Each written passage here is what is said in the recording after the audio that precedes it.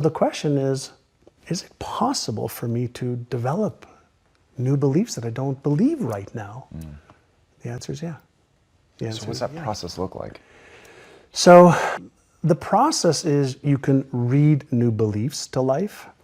And so if you listen to beliefs that are empowering over and over and over again, and you emotionalize them, and you visualize yourself actually acting out those beliefs, and you learn how to pay attention to that little inner critic that says, that's bullshit, that's not true, that'll never come true, that's not true. If you learn and you remember that that little voice is there to consistently keep you in this homeostatic place, and it's there to protect the beliefs that are there now.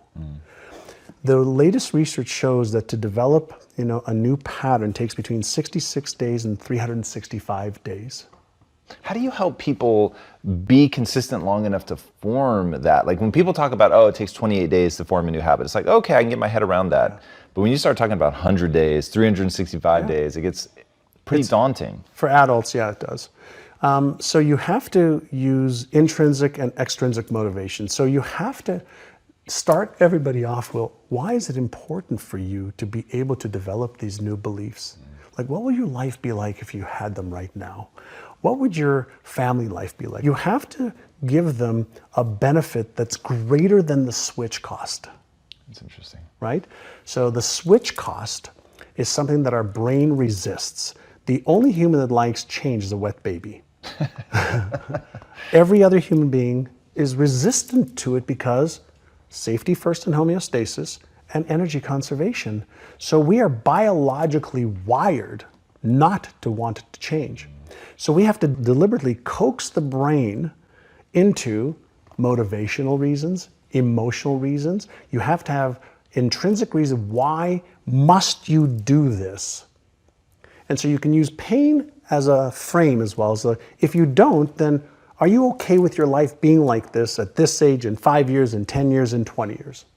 And if you're okay with that, then you're not a candidate for change.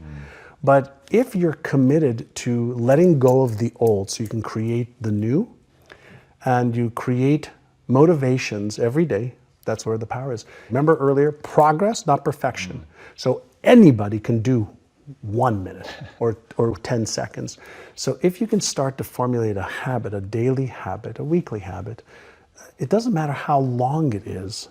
If you can create that space in your brain that on this day, at this time, this is what I do, and you do that repeatedly, that becomes a habit. And it takes those 66 days or so for a simple habit that you have to consciously do to then the habit doing you. And that's why they say we are all creatures of habit, because habits run themselves. Their subconscious programs just run themselves.